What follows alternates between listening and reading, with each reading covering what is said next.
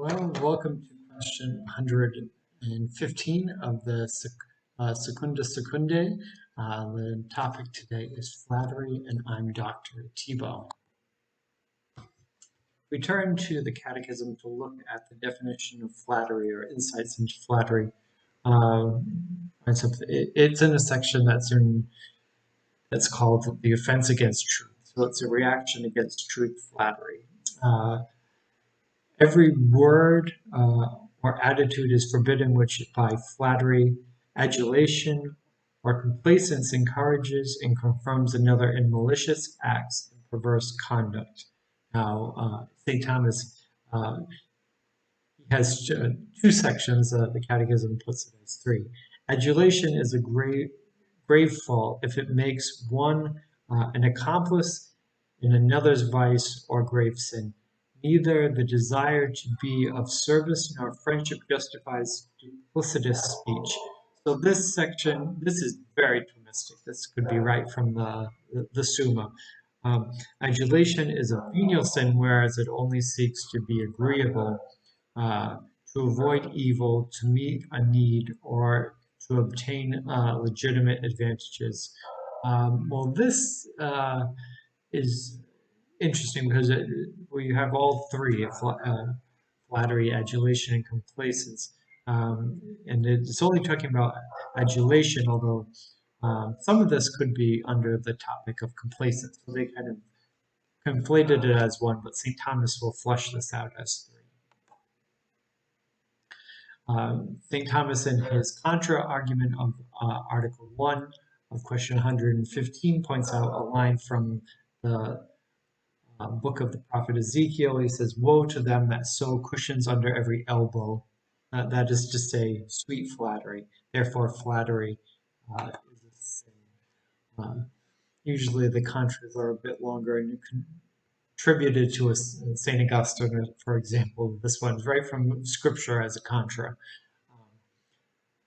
Is flattery always a sin? Well, we know that tearing people down would be a sin, but some could say, well, flattery is lifting people up. What a nice outfit you're wearing. Oh, you look young, 10 years younger. Oh, you're so smart. You're so pretty. You're so successful. How is this sinful? It sounds very nice. Remember, it's an offense against truth. So it's contrary to the truth. Therefore, it's misdirected speech. It is disproperly ordered. Therefore, it's sin. St. Thomas, he points out there's two ways of having excess. We recall from the last question, question 114, golden mean really is affability, friendliness. Proper friendliness is the appropriate one. You're in excess, you're too friendly. You're friendly in a way that does damage. So complacence is the first way one can have an excess of affability and therefore be outside of truth. In this way, one tries to be very pleasing to people. They say everything nice.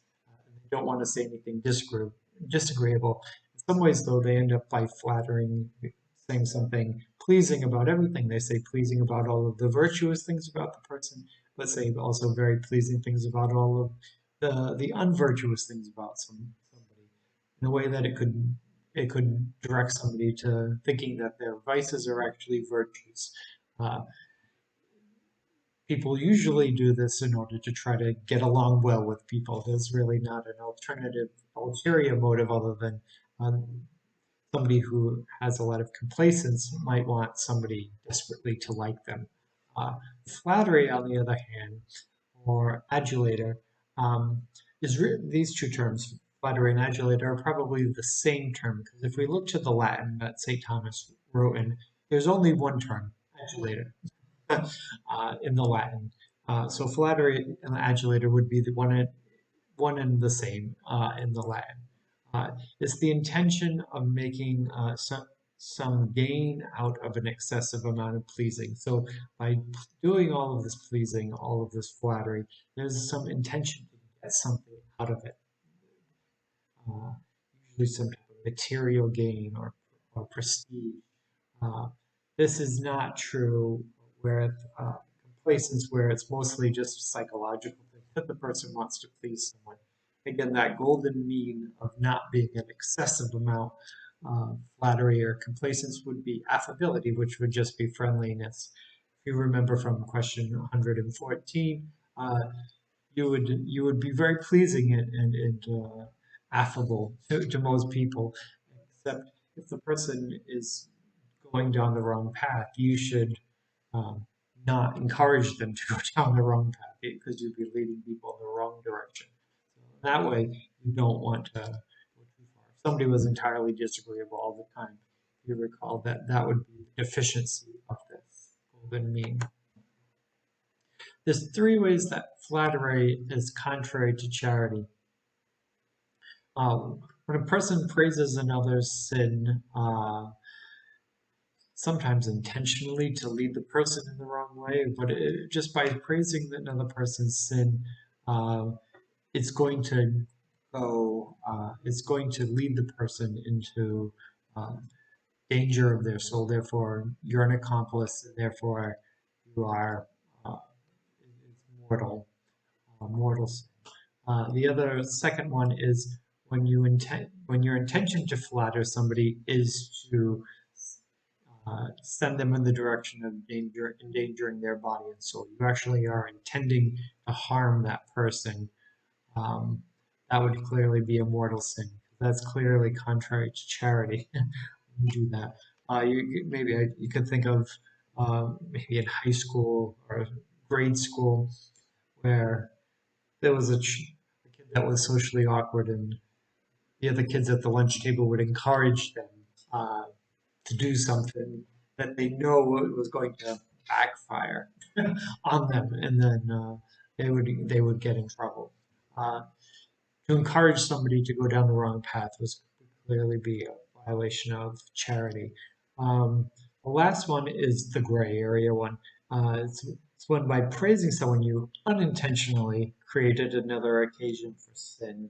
Um, it might be venial depending on the degree. It depends on what you are, uh, what occasion is in front of you, how foreseeable the occasion is, uh, how unintentionally you did this. Could you have foreseen it? Um, how bad is the sin that the person ended up getting themselves into? Um, these are all gray area questions. So they could be something from very innocent to something quite mortal. So it's a gray area. In the second question, the question of is it a mortal sin? Is it always a mortal sin? As the the first section, the objection, they say, well, really, this is terrible. This is much worse than somebody like a persecutor with a sword, like an assassin. It would be far worse than an assassin. Because if an assassin kills someone and the person was entirely innocent, they might not have seen it coming. Um, and they had, there's you, you killed an innocent person, they go straight to heaven. Uh, if you were the assassin, you're in trouble, not the person you killed. Unlike with flattery, where you could be pushing your victim not straight to heaven, but down the pathway to their own spiritual demise. Um, so therefore, don't you think that a flatterer is worse than an assassin? And St. Thomas, he says, well, not really. Not really. Because an assassin really kills someone. Um, the person's dead. The assassin is successful. If a flatterer is successful in flattering someone, the person who is flattered still has the free will to accept it or to not accept it. If you were to if you were to assassinate a person of good character, the person goes straight to heaven. If you were to flatter a person of good character, they would realize they're being flattered, and it would have no effect on them. Therefore, all of the guilt of that individual going down the wrong path can't be on can't be attributed to the flatterer. The individual must take some responsibility for their own soul. Um, so, uh, again, the person has to go along with it in order for it to have any damage at all. Therefore, it's not quite as bad as an assassin. um, what happens always, though, like the assassin who assassinates an innocent person, their soul is in danger. The same thing with the flatterer. Whether the flattery is successful or not, the flatterer is damaged. Um, the person flattered is damaged, and it is up to the person being flattered. But the flatterer is always damaged in it. Pretty short section and pretty straightforward, so it's not that long.